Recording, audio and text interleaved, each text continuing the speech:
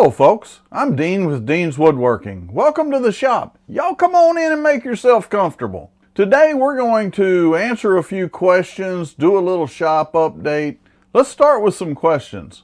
One of the biggest questions I have gotten on a video lately is the one that I did for the foot massager because of my plantar fasciitis.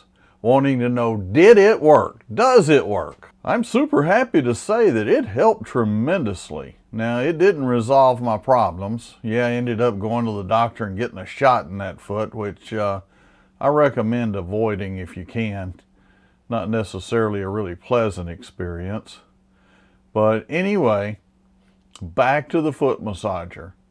It worked so well that it's the only thing that really gave me any relief right up to going to the doctor this last time. And who knew so many people suffered with plantar fasciitis?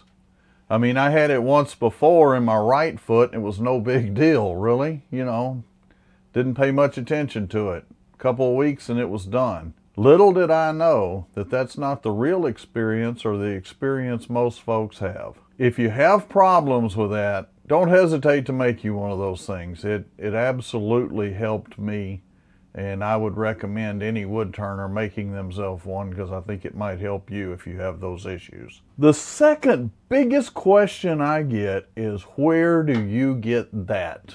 That can be anything from the sanding disc to Velcro to the finish. It really, just about anything that I use in the videos or that you might see in the background, somebody has asked at one point or time, where do you get that? If you look down in the description, I have put together some links to just about everything that I use, and I'm working on adding to that and improving it so it's a more concise list for you guys. And let me talk about that list. Some of those links are just links to the products I use.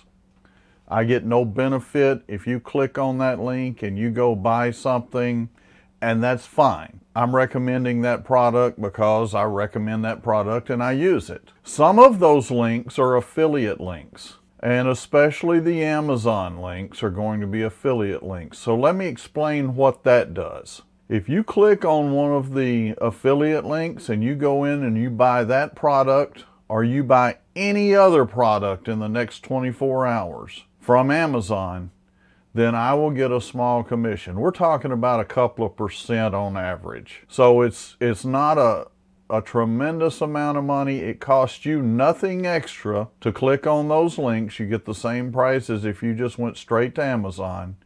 But it does do a little bit to help with the cost of running everything and helps the channel out a little bit.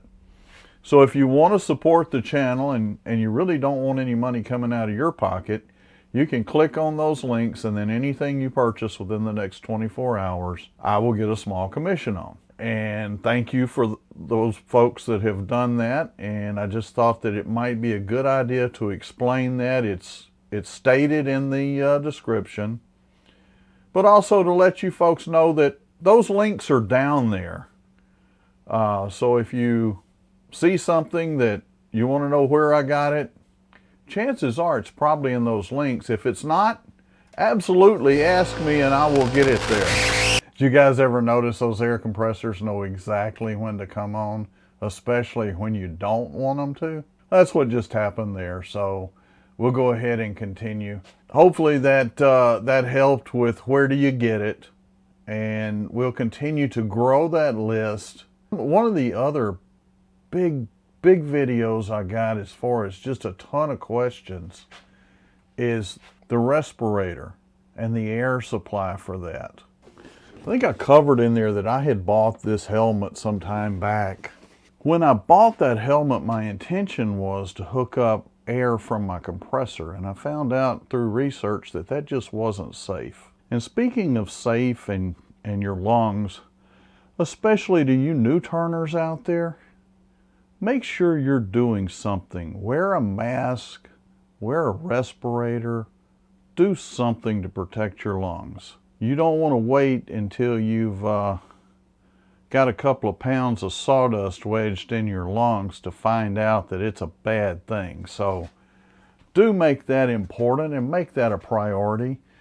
And I know sometimes the respirators, when you look at them, they seem very expensive. When I first got into turning, I looked at the Trend Air Shield, and I saw that was like almost $350 at the time. Well, that's ridiculous. I'm not going to spend any $350 on something to protect my lungs. I mean, how bad is it to breathe sawdust?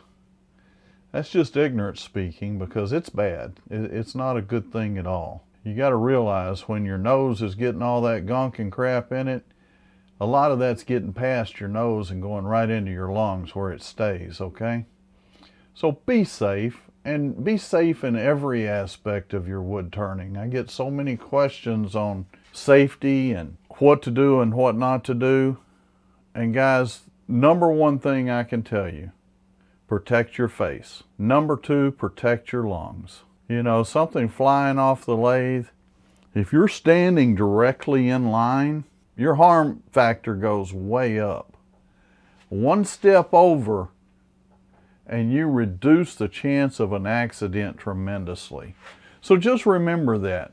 If you can stand one step either side of that spinning piece, you're going to make yourself tremendously safer, okay? It's still so important to protect this.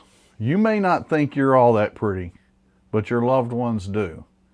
And let's protect that image. I mean, some of us, you know, we're doing good there, but let's hold on to it. The other thing is the lungs, and that's something that you don't see, but so many woodworkers and so many people who work in dusty environments find out after it's too late that that's a problem.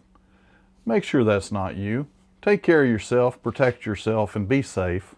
One of the things, I just did a video on the skew, and there was so many questions on that. More than the questions, it was the comments. You know, I just don't practice, or I just don't practice or enough. Or every time I mess up, it's on a good piece. You know, I never thought about practicing. Guys, it's so important with what we do to build the skills before you sit down on an expensive piece of wood and try to make an art piece for either to sell or for your family and friends. You know, wood grows on trees, and we're fortunate enough with wood turning that we don't have to go down to the local box store or to the local hardwood dealer to buy wood to practice with.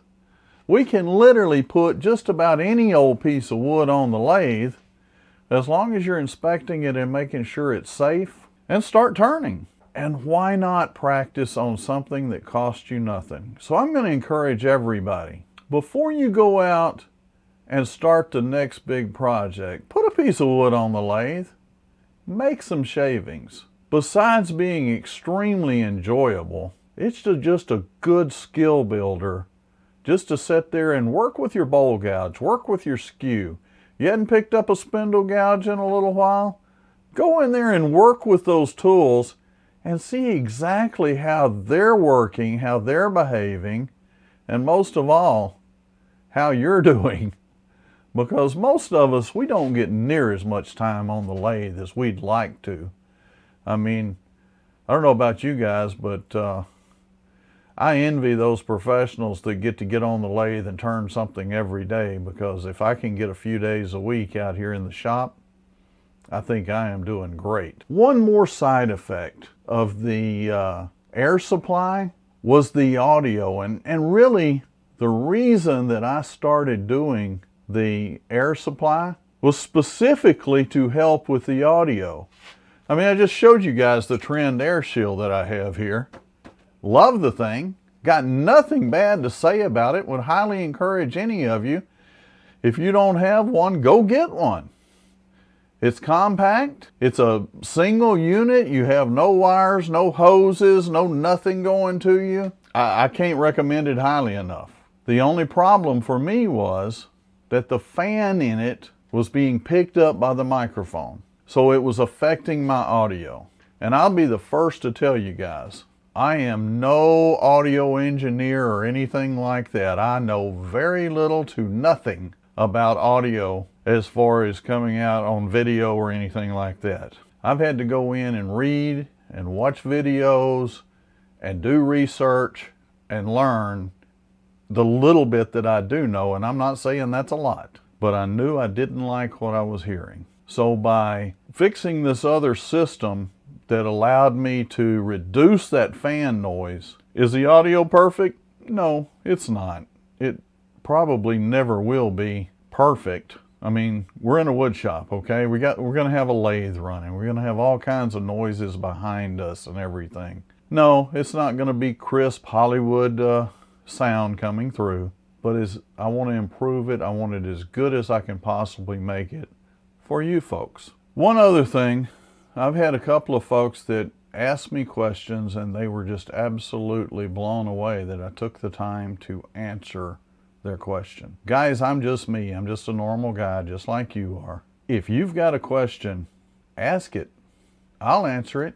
If you don't want to put it in the comments, message me. You can find me on Facebook. It's Dean's Woodworking. You can go to my website. It's Dean's Woodworking. Send me an email, send me a message. I'll take the time to answer your questions. Hopefully that helps you, and I can tell you, if I can help somebody else, it just makes me feel a little bit better about everything I'm doing here. Thank you so much for watching the videos. Please subscribe if you haven't. Ring that notification bell so that you get notified when I upload new videos. That way you don't miss one. Thanks for watching. Stay safe, stay healthy, and happy turning.